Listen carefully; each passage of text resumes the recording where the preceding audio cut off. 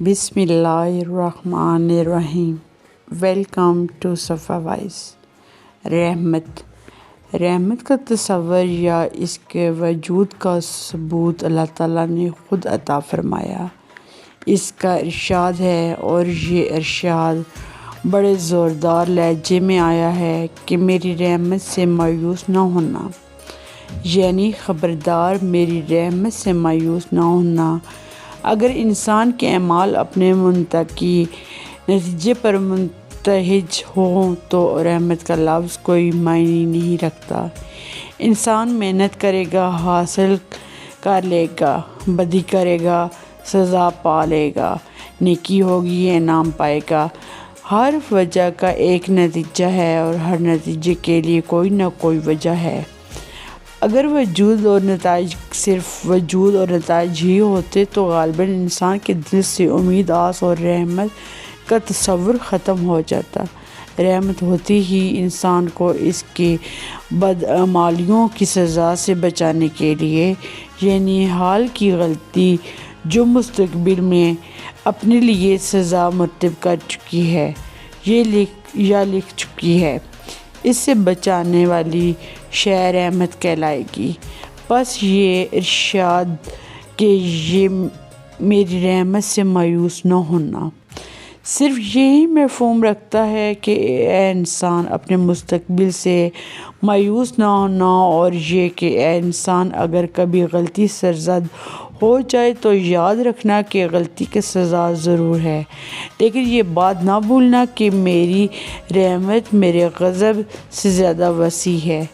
غلطی کی سزا دینے والا میں ہی ہوں، لیکن یہ میرا ہی فضل ہے کہ میں ہر غلطیاں معاف بھی کرتا ہوں، خطاؤں سے درگزر بھی کرتا ہوں۔ انسان کی کمزوری کو اپنی رحمت کی طاقت عطا فرماتے ہوئے آنے والے اندیشوں میں مبتلا رہنے والے انسان کے لیے ایک صدا بلند ہوتی ہے کہ خبردار، یہ نہ بھولنا کہ میں اور صرف میں اس بات پر قادر ہوں کہ گناہ معاف کر دوں، اور یہی نہیں بلکہ انسان کی تمام غلطیوں کو معاف کر دوں، اور یہ اس کے تمام گناہوں کو نیکیوں میں تبدیل کر دوں۔ میں انسان کو تاریکیوں سے نکالتا ہوں، اسے روشنی عطا کرتا ہوں۔ ظلمات سے نور کا سفر میری رحمت کا سہارے ہو سکتا ہے۔ کافروں کی سزا سے پہلے انہیں ہدایت حاصل کرنے کی توفیق عطا فرمانے والا ہوں۔ بے ایمانوں کو ایمان کی دولت عطا کرتا ہوں۔ اللہ کریم کی رحمت کو اگر غور سے دیکھیں تو زندگی کی قدم قدم پر چھائی ہوئی ہے۔ ہمارا ایک ایک سانس اس کا مرہون منت ہے۔ رات کو سونے کے بعد صبح کی بیداری اس کی رحمت کے سہارے ہوتی ہے۔ انسان نہیں جانتا کہ وہ کن کن مشکل مقامات سے گزر دیا جاتا ہے۔ یہ زندگی مشاہدات سے بھری ہوئی ہے۔ ہم دیکھتے ہیں کہ یہ لوگ رحمت کے قائل نہیں۔ وہ کس مشکل میں مبتلا ہوتے ہیں۔ ان کے پاس مال ہوتا ہے، سکون نہیں ہوتا۔ وہ اپنی آرزوئیں پوری کر کے بھی دولت و سکون سے محروم ہوتے ہیں۔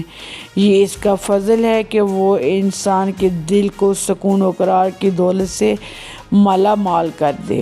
اللہ کریم نے انسان کو رحمت کا تصور دیا ہے۔ رحمت کا خیال سے یہی انسان کا تصور میں بہار پیدا ہو جاتی ہے، ایسی آرزو جس کے حاصل کرنے کی خواہش ہو اور اس کا استحقاق نہ ہو، رحمت کے انتظار میں پل جاتی ہے۔ مسلمان جنت کی تمنا میں اپنی حیات کا سفر کر رہے ہیں، یہ یقین کہ ان کی آخرت بہتر ہوگی صرف رحمت کا تصور سے حاصل ہوتا ہے۔ ہمارے لیے سب سے بڑا اعزاز یہی ہے کہ ہم اللہ تعالیٰ کی رحمت کے انتظار میں رہتے ہیں۔ مسلمان رحمت کے حق سے مایوس نہیں ہوتا۔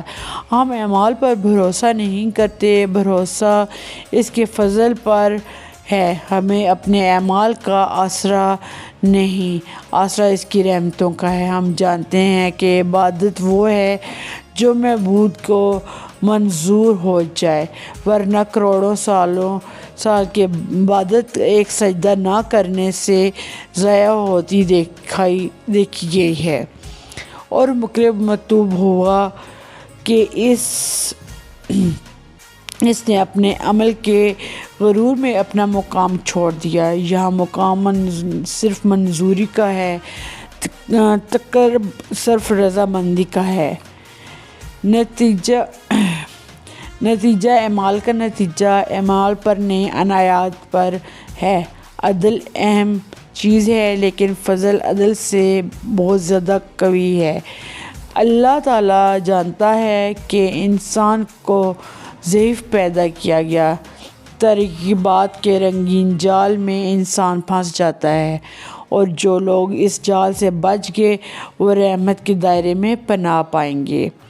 اللہ تعالیٰ نے اپنے مقرب کیے ہوئے، اپنے نامزد فرمائے ہوئے انبیاء علیہ السلام کو دنیا میں اس لیے مبعوث فرمایا کہ وہ لوگوں کے گناہ اور کفر کی تاریکی سے باہر نکالیں، ان سے جہالت کے اندھیرے دور کریں، اور وہ لوگوں کی جو خواہشات کے جال میں جکڑے جا چکے ہیں، ان کو امید اور رحمت کی قوت عطا فرما کر انہیں ہر بندھن توڑنے کے لیے تیار کر دیا جائے۔ دنیا میں آنے والے تمام پیغمبروں علیہ السلام نے انسانیت کی خدمت کی، انسان کو فلاح کی طرف سفر کرایا، اور سب پیغمبروں میں سب سے زیادہ بزرگ پیغمبر علیہ السلام، محبوب پیغمبر علیہ السلام، منور پیغمبر علیہ السلام اور پیغمبروں کے امام پیغمبر کو اللہ تعالیٰ نے اپنی رحمتوں کا کمال کا مظہر بنا کر بھیجا۔ ارشاد باری تعالیٰ ہے کہ ہم نے آپ صلی اللہ علیہ وسلم کو سب جہانوں کے لیے رحمت بنا کر بھیجا۔ یہ مقام بڑے غور کا ہے کہ کیا ایک انسان سب انسانوں کے لیے اور سب جہانوں کے لیے رحمت یا باعث کا رحمت ہو سکتا ہے؟ اور اگر ایک انسان سب انسانوں کے لیے، سب جہانوں کے لیے، پوری کائنات کے لیے، ماضی، حال، مستقبل کے لیے، ظاہر باطن کی کائنات کے لیے رسول رحمت ہے، تو ہر ایک انسان کیا ہوگا؟ انسان۔ اب ایسے انسان کے بارے میں کچھ کہنے کے بجائے اس پر درود و سلام بھیجا جائے۔ عام آدمی اپنی ذات کے لیے باعث رحمت نہیں ہو سکتا، اور سرکار صلی اللہ علیہ وسلم پوری کائنات کے لیے باعث رحمت ہیں، یعنی پوری کائنات کے لیے مایوسیوں سے نکالنے کی ضمانت عطا فرماتے ہیں۔ تو مطلب واضح ہوا کہ رحمت کرب رسول اللہ صلی اللہ علیہ وسلم، اور اس کرب سے محروم انسان کو اس کے اعمال کی عبرت کے حوالے کر دیا جاتا ہے۔ عمر گزشتہ کی کفر اور اس کی بدعمالیوں کے نتیجے سے بچنے کا واحد ذریعہ حضور صلی اللہ علیہ وسلم کی مہربانی ہے۔ ہمیں اپنے اعمال کی کمی پیشی سے بچانے والی ذات حضور اکرم صلی اللہ علیہ وسلم کی ذات گرامی ہے۔